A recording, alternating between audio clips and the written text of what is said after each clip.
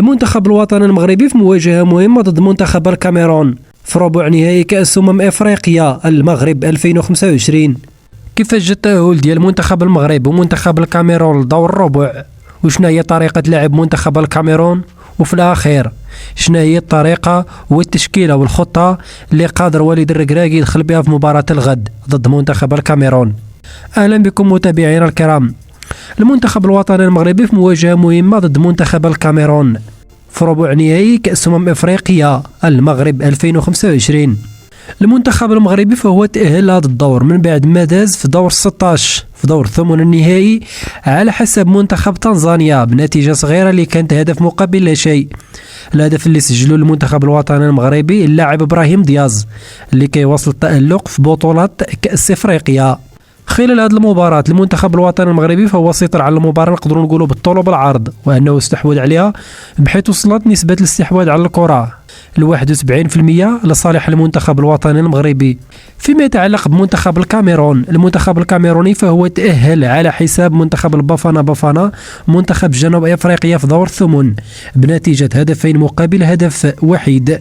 منتخب الكاميرون فهو قدم مباراة كبيرة ضد منتخب جنوب افريقيا وكان هو السباق للتسجيل وتقدم بهدفين قبل ما يرجع منتخب جنوب افريقيا في الدقائق الأخيرة من المباراة وقلص النتيجة إلى هدفين مقابل هدف وحيد، وكان كيقلب في الدقائق الأخيرة على تحقيق نتيجة التعادل في هذه المباراة والمرور للأشواط الإضافية. رغم أن المنتخب الكاميروني ما كانش مستحوذ بشكل كبير على المباراة اللي جمعته بمنتخب جنوب أفريقيا، إلا أنه تمكن من التأهل وسجل هدفين كما ذكرت في البداية ديال المباراة.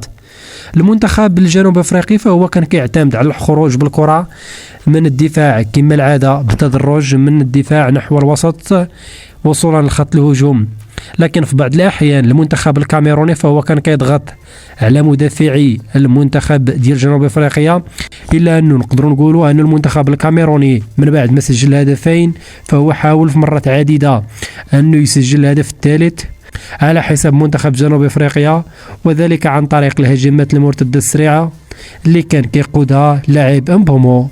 فيما يتعلق بطريقة لعب منتخب الكاميرون، نقدروا نقولوا أن الخطة اللي كيلعب بها مدرب منتخب الكاميرون 3-5-2 في الحالة الهجومية اللي كتحول في الحالة الدفاعية إلى 5-3-2. المنتخب الكاميروني فهو كيعتمد على واحد البلوك ميديوم، ما كيكونش بلوك متقدم بزاف وما كيكونش طايح بحال بعض المنتخبات اللي واجهناها مثل المنتخب ديال جزر القمر وأيضا منتخب زامبيا. نقدروا نقولوا أن التحول الهجومي السريع فهو من سمات ونقاط قوة ديال منتخب الكاميرون في هذا الكأس إفريقيا. المنتخب المغربي فهو غيحاول في مباراة الغد باش يسيطر ويستحوذ على المباراة، لكن من الصعب جدا أنه يتمكن من هذا الشيء، خاصة أمام منتخب كاميروني عنيد ومعدل الأعمار ديالو فهي هو 24 سنة، أي أنهم لاعبين باقين صغار وشباب عكس بعض المنتخبات في هذا الكأس إفريقيا. على سبيل المثال منتخب مصر. المنتخب المغربي هو الآخر ما عندوش معدل سن اللي عالي، نقدروا نقولوا 27 ولا 28 سنة، إلا أنه البنية الجسمانية للاعبي منتخب الكاميرون فتقدر أنها تصنع الفارق في هذه المباراة، خاصة كما ذكرنا في الثنائيات.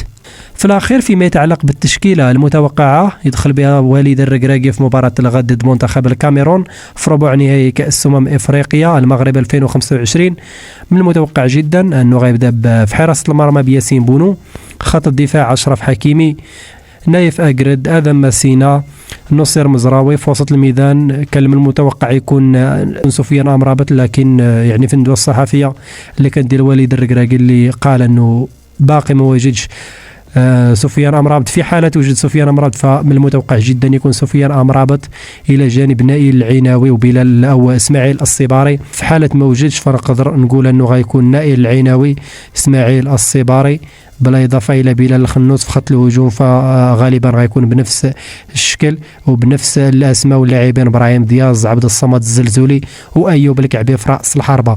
خلاصة القول نقدروا نقولوا أن المباراة اللي غتجمع بين منتخب المغرب ومنتخب الكاميرون ما غاديش تكون مباراة سهلة، خاصة وأن منتخب الكاميرون فنقدروا نقولوا أنه متفوق علينا تاريخيا، سبق له وخرجنا من نصف النهائي في بلادنا، لكن نقدروا نردوا لهم الصرف كما كنقولوا في هذه المباراة ونتأهلوا لنصف نهائي كأس إفريقيا المغرب 2025.